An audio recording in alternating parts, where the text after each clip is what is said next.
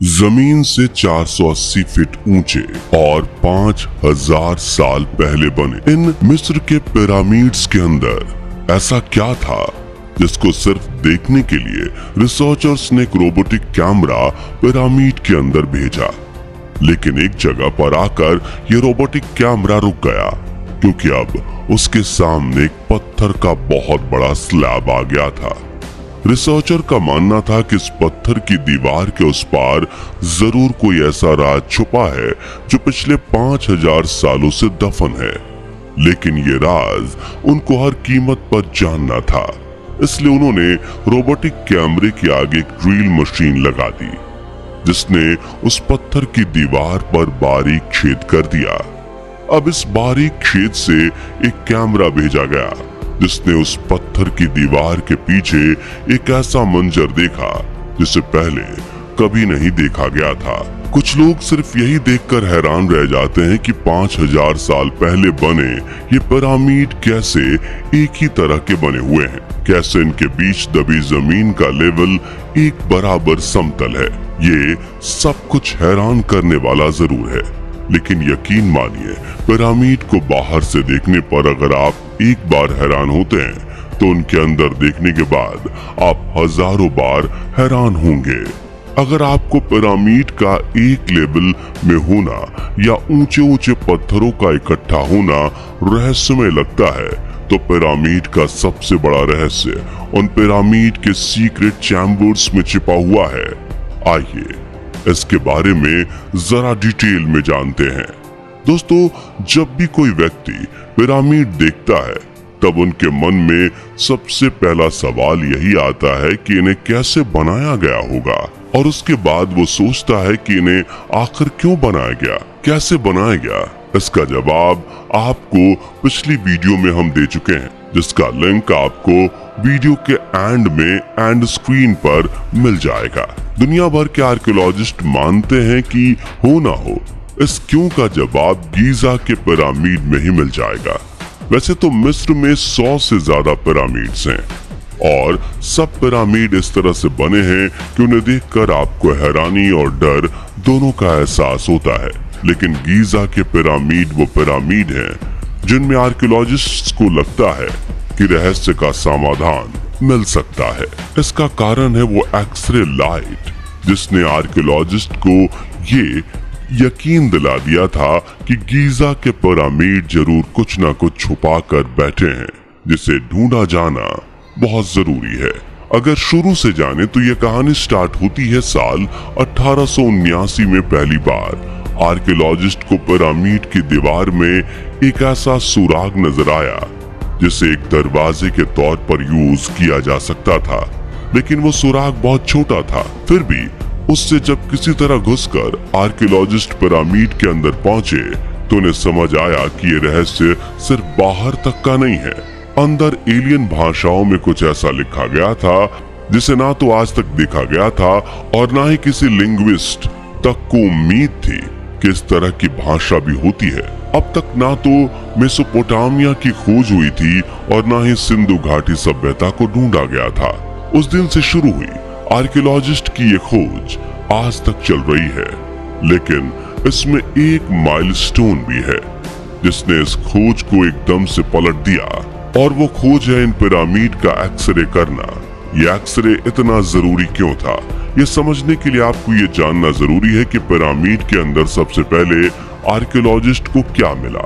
दरअसल जब आर्कियोलॉजिस्ट पहली बार इस पिरामिड में गए तो उन्हें ये समझ में आया कि ये एक तरह की कब्रगाह है, और यहाँ दरवाजे में बड़ी ग्रेनाइट की ताबूत देखकर वो ये समझ गए कि इसे बनाने के पीछे कोई बहुत बड़ा मोटिव होगा।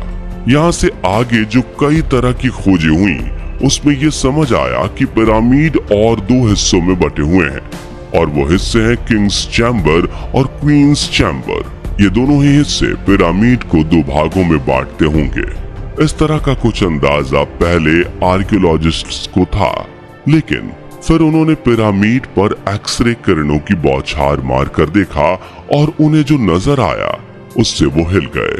यहाँ सिर्फ क्वींस चैम्बर या किंग्स चैम्बर ही नहीं बल्कि एक खास तरह का चैम्बर भी मौजूद था।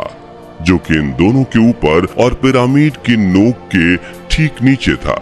इसे देखकर आर्कियोलॉजिस्ट हैरान रह गए और इसे नाम दिया सीक्रेट चैम्बर। अब समय था इस चैम्बर तक पहुंचने का, लेकिन कैसे? जो चैम्बर इतना सीक्रेट हो कि 100 सालों में पिरामिड के अंदर बाहर होते हुए भी आर्कियोलॉजिस्ट उसे देख नहीं पाए, उस चैम्बर तक कैसे पहुंचा जा सकता था? इसका रास्ता शुरुआत में किसी को समझ में नहीं आया, क्योंकि ये चैम्बर बाकी के दोनों चैम्बर से इस तरह से लगा हुआ है कि अगर इंसान को वहां तक पहुंचना है तो पिरामिड को तोड़े बिना वहां नहीं पहुंचा जा सकता। ऐसे में कई सालों तक सिर्फ आर्कियोलॉजिस्ट यहाँ आते, पिरामिड को रेज के जरिए स्कैन करते और मन महसूस कर चले जाते। गीजा के ये तीनों पिरामिड, चाहे बड़े वाले दोनों हों या फिर छोटा वाला एक, इन तीनों के अंदर ही वो सीक्रेट चैम्बर मौजूद है। और वो सीक्रेट चैम्बर आंखों के सामने होने के बावजूद खोला नहीं जा सकता था। समस्या ये थी कि कोई इंसान वहां पहुंच नहीं सकता था। लेकिन क्या हो अगर कोई रोबोटिक कैमरा वहां भेजा जाए?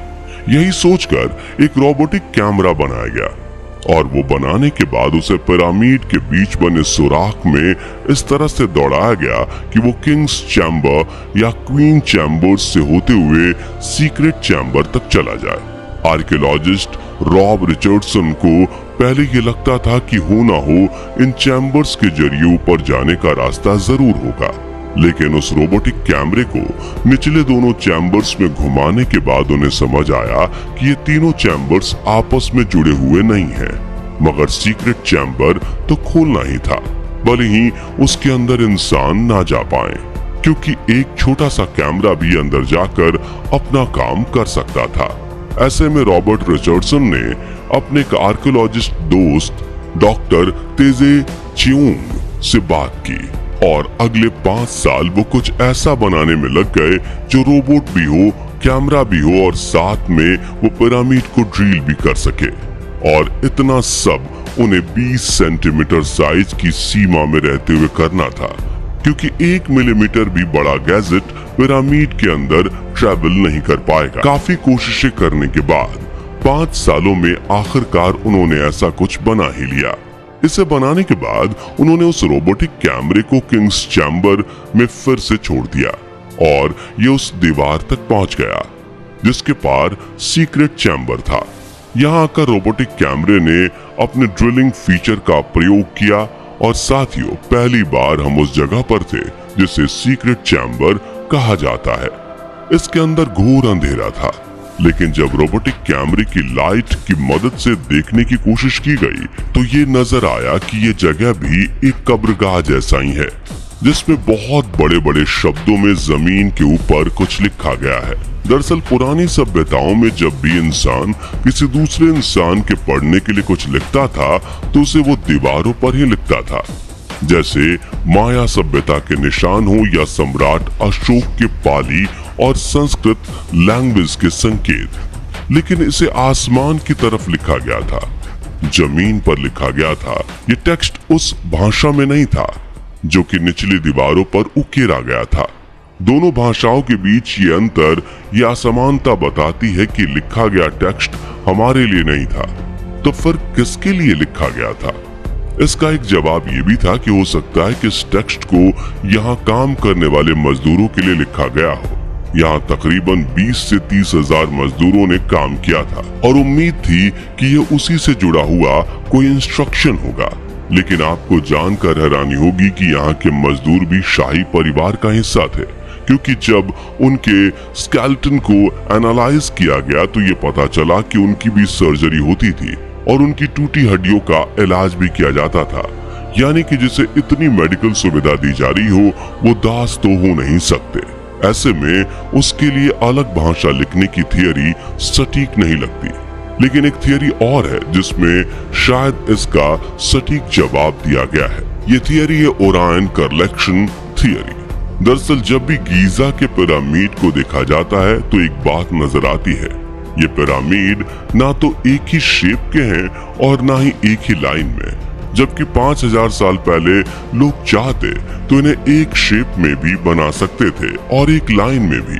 हालांकि इजिप्ट के आर्कियोलॉजिस्ट का ये मानना तो था कि हो ना हो इनके बीच कोई पैटर्न जरूर होगा, और ये पैटर्न नजर आया रॉबर्ट बाउवेल को, जिन्होंने देखा कि ये तीनों पिरामिड ओरायन स्टार के बीच में मौजूद स्टार्स की तरह हैं। बीच का स्टार बड़ा होना और बगल का थोड़ा सा छोटा और सबसे कोने वाला स्टार की लाइट डीम होना, इन तीनों ही चीजों को गीजा के पिरामिड में देखा जा सकता है। ओरायंस बेल्ट से इस संबंध को सीक्रेट चैम्बर में लिखी एक अनोखी भाषा ये चीजें बताती हैं कि पिरामिड भले ही जमीन पर हो, लेकिन इनका अंतरिक्ष से कोई ना कोई संबंध जरूर है। यह संबंध हमें तब पता चल पाएगा जब किसी तरह से सीक्रेट चैम्बर के अंदर पहुंचकर वहां लिखी भाषा को डिकोड किया जा सकेगा। उसके पहले तो हम सिर्फ ये अंदाजा ही लगा सकते हैं कि आखिर उस सीक्रेट चैम्बर में है क्या और इन पिरामिड को क्यों बनाया गया होगा। वैसे दोस्तों, आपको क्या लगता है इन पिरामिड्स को बनाने की क्या वजह रही होगी? अपना जवाब कमेंट बॉक्स में जरूर शेयर कीजिएगा। बाकी हमारी आज की इस वीडियो में बस इतना ही। वीडियो अच्छी लगी हो तो इसे लाइक और शेयर जरूर करना, और अगर आप चैनल पर नए हैं तो चैनल को सब्सक्राइब भी जरूर करें। मिलते हैं जल्दी ही एक ऐसी और इंटरेस्टिंग वीडियो में, तब तक के लिए गुड बाय।